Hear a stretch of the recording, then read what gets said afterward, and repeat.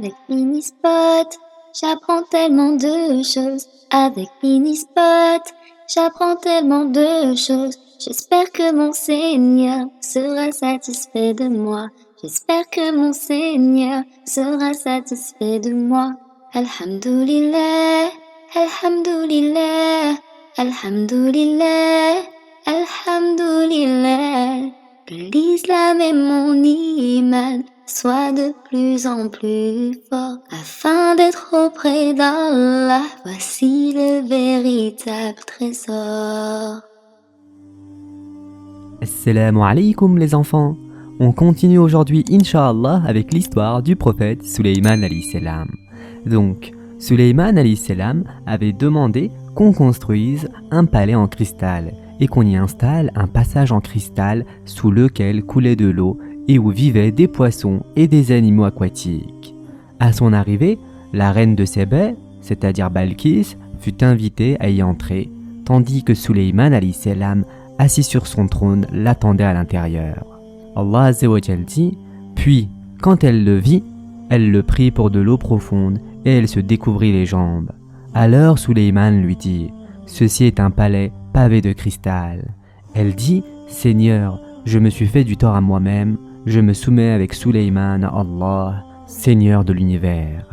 Ensuite, les chers enfants, Allah Azza wa Jal rappelle dans la sourate Sa'd, versets 30 à 40, qu'il avait fait don à David alayhi salam de Suleyman alayhi salam. Puis, il a fait son éloge en disant « Quel bon serviteur, il était plein de repentir », c'est-à-dire qu'il revenait sans cesse à Allah.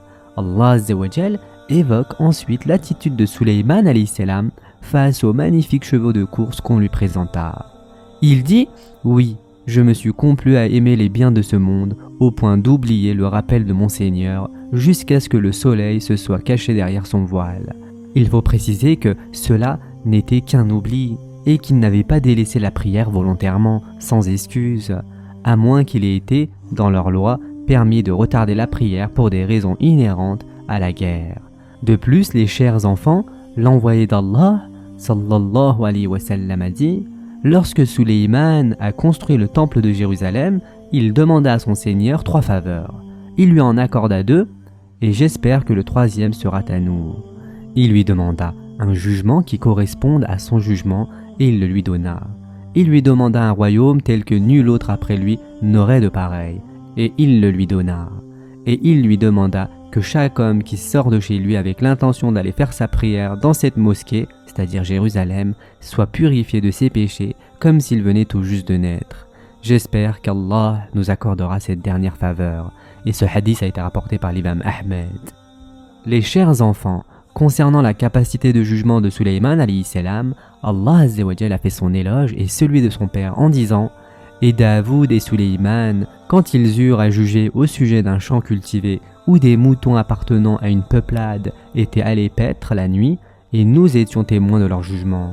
Nous la fîmes comprendre à Suleyman, et à chacun nous donnâmes la faculté de juger et le savoir. Et nous asservîmes les montagnes à exalter notre gloire en compagnie de Daoud ainsi que les oiseaux.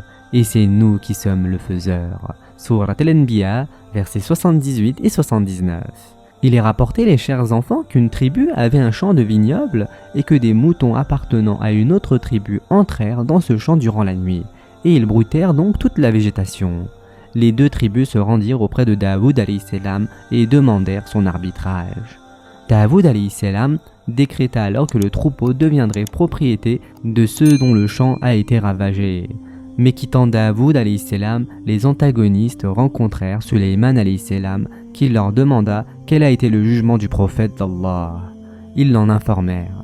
Suleyman alayhi salam dit alors « Si c'était moi qui avais jugé, j'aurais décrété que le troupeau soit provisoirement confié au propriétaire du champ à titre d'usufruit, et que les coupables irriguent le champ jusqu'à ce qu'ils redeviennent comme ils l'étaient auparavant. Ce n'est qu'alors qu'ils pourraient reprendre leur troupeau. » Informé de ce jugement, Daoud alayhi salam l'adopta et le prononça.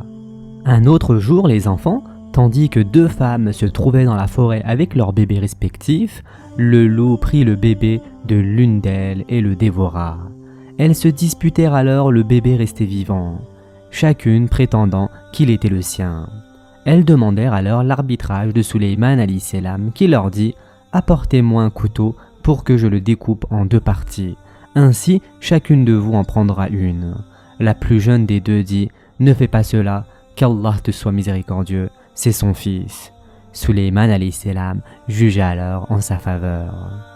Il se peut, les chers enfants, que les 2 jugements, ceux de Daoud alayhi salam et de Suleyman alayhi salam, soient valables dans leur loi. Mais ce qu'avait choisi Suleyman alayhi salam était le plus juste, et c'est pour cela qu'Allah azza wa jal a fait son éloge avant de faire aussi l'éloge de son père. Et en effet, Allah azza wa jal dit « Et à chacun nous donnâmes la faculté de juger et le savoir. Et nous asservîmes les montagnes à exalter notre gloire en compagnie de Daoud ainsi que les oiseaux. Et c'est nous qui sommes le faiseur. Nous lui, c'est-à-dire Daoud, apprîmes la fabrication des cottes de mailles afin qu'elles vous protègent contre vos violences mutuelles, c'est-à-dire la guerre. En êtes-vous donc reconnaissants ?» Allah azza wa jal dit ensuite « Et nous avons soumis à Suleyman le vent impétueux qui, par son ordre, se dirigea vers la terre que nous avions bénie. Et nous sommes à même de tout savoir, et parmi les diables, il en était qui plongeaient pour lui et faisaient d'autres travaux encore. Et nous les surveillions nous-mêmes. » Allah azza wa jal dit aussi « Nous lui assujettîmes alors le vent qui, par son ordre, soufflait modérément partout où il voulait, de même que les diables, bâtisseurs et plongeurs de toutes sortes, et d'autres encore accouplés dans des chaînes. Voilà notre don, distribue-le ou retiens-le sans avoir à en rendre compte.